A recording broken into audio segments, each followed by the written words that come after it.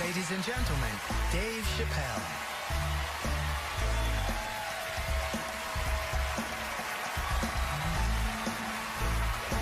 Thank you. Oh boy, I'm very nervous. No pressure. During the Civil Rights Movement, I can't read what's on the teleprompter.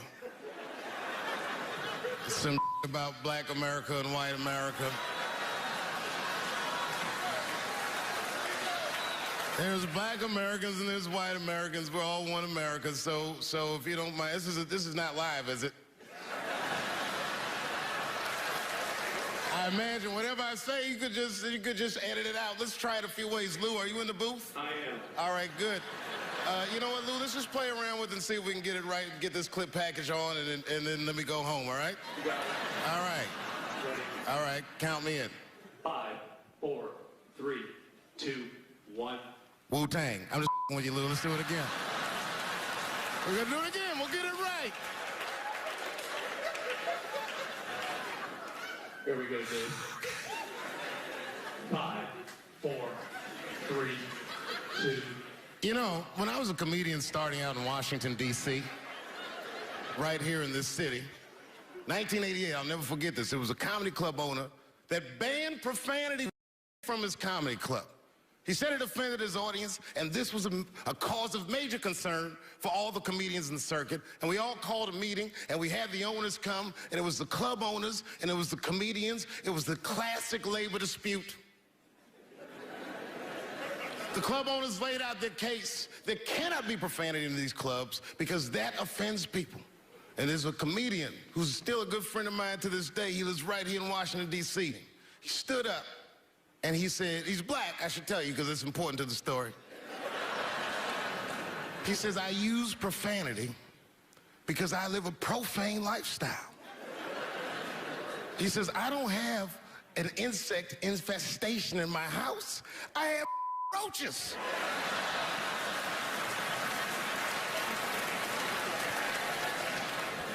My favorite comedians are like musicians, and the audience is their instrument. And the music they make is your laughter. And that's the laughter that I scored my entire life to. So now, some of my favorite American comedic composers. Thank you. When I lose my job, I lose my man. Treat me like a dog. He called me a dog. Yes, he did. What did he call me? An old dog. Sometimes I wished I was a dog and he was a tree. When you stop and think, football's a fair sport for my people. Only sport in the world a Negro can chase a white man and 40,000 people stand up and cheer him.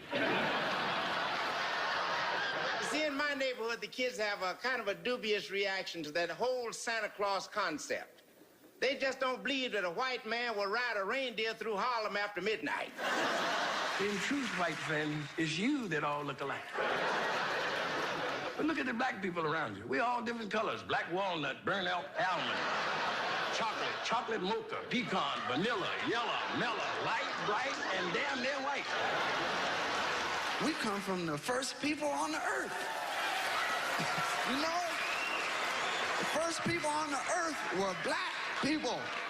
We the first people had thought, right? We was the first one to say, where am I? And how do you get to Detroit? I think maybe like 30 years ago, there was a woman that wanted to sing, and a black lady that sang opera that wanted to sing. What was her name?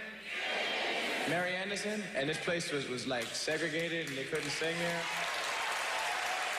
And here we are, like not even 50 years later, a 22-year-old black man on stage getting paid to hold his. God bless America. I gotta go now. Y'all take it easy. Bye-bye.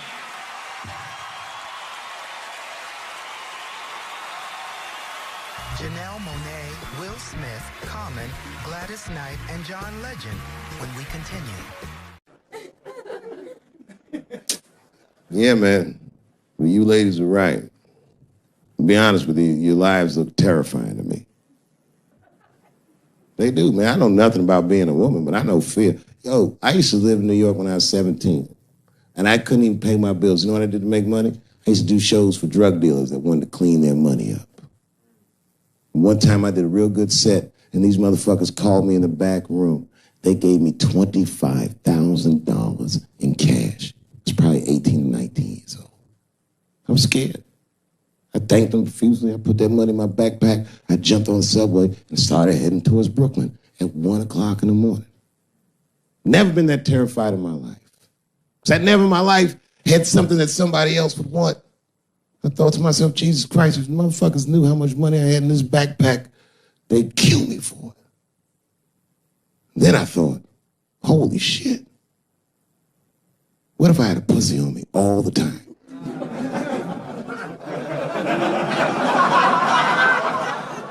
That's what women are dealing with. I'm gonna tell you right now.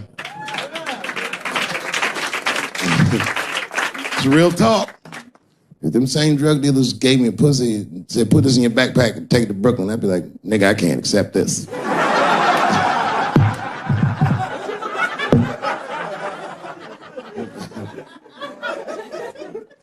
I empathize, man, you know.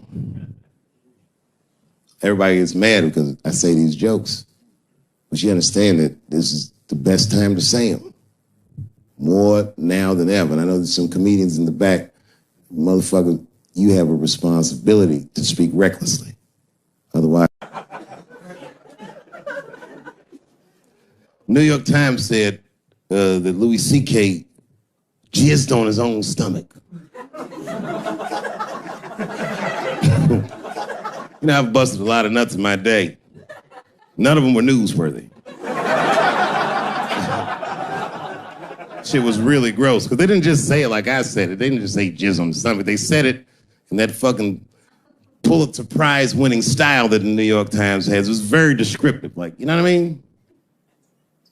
Louis C.K.'s semen shot out like a volcano of misogyny, slowly drizzling down like lava, covering his freckled penis as it slowly dripped to a fiery crown of red hair.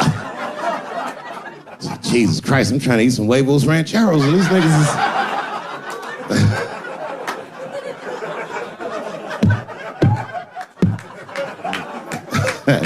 And you know, the tough part, being a comedian, knowing the motherfuckers, everybody comes up to me like, did you know?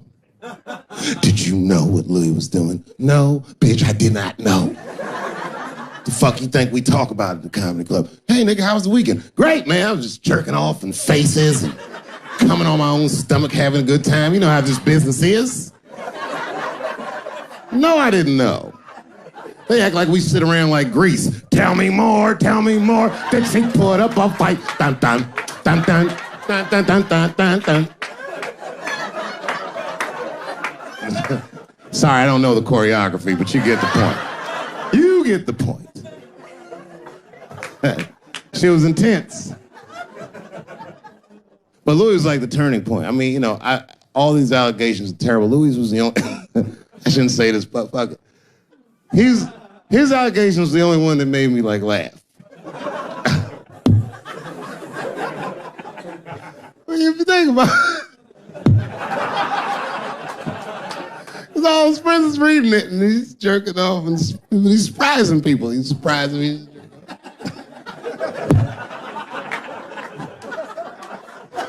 I just picture all the comics in comedy just reading it like, what?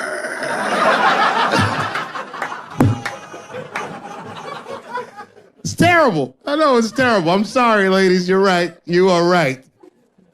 But at the same time, I mean, you know what I mean? I don't know. Jesus Christ, they took everything from Louis. I was like, I don't know, it might be disproportionate. I can't tell. I can't tell. This is like where it's hard to be a man.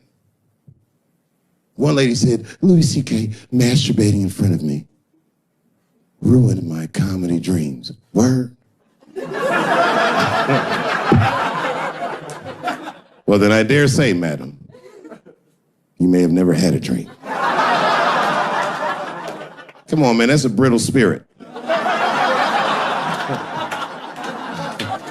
That is a brittle-ass spirit, nigga. That shit is too much. This grown-ass woman You know what this shit is like? It's like COINTELPRO. You know what that is? It's a program that the FBI had under J. Edgar Hoover. In this program, one of the many things they did was they would track the sexual habits of anyone they considered an enemy of the state. It was a live button. That's why they got all these fucking sex tapes with Martin Luther King fucking bitches. But lucky for us, he actually had a dream. You think if Louis C.K. jerked off in front of Dr. King, he'd be like, I can't continue this movement?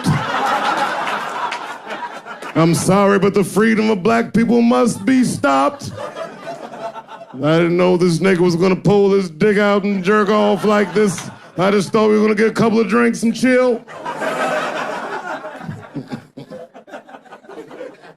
Show business is just harder than that. Them women sound like, I hate to say it, they sound weak. I know it sounds fucked up, I'm not supposed to say that, but one of these ladies was like, Louis C.K. was masturbating while I was on the phone with him.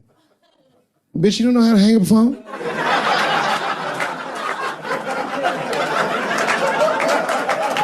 How the fuck are you going to survive in show business if this is an actual obstacle to your dreams?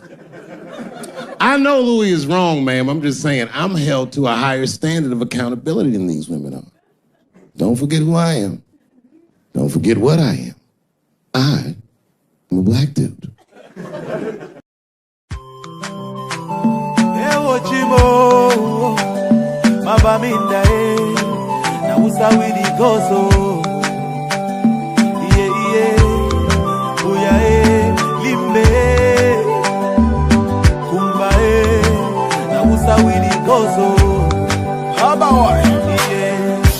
Something is killing me slowly, and I'm feeling so lonely.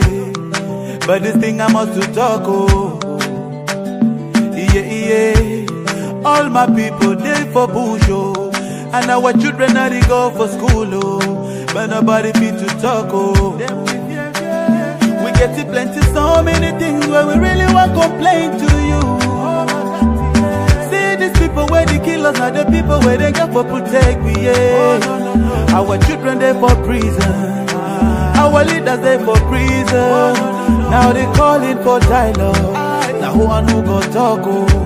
That's why we pray to God. Heal our land, heal our land, heal our land. Cause all our people are dying, and our mothers are crying. Heal our land, heal our land, heal our land. Cause all our children are dying, and our mothers are crying. Yeah. But I don't know what's up, oh, at all, oh. This war is bigger, and one man of it put a stop, oh. So make we put them all together, oh. I see plenty people don't die, and the house they went burn. I saw the people they so far. Everybody running helter skelter. The children they suffer. There is no food and shelter.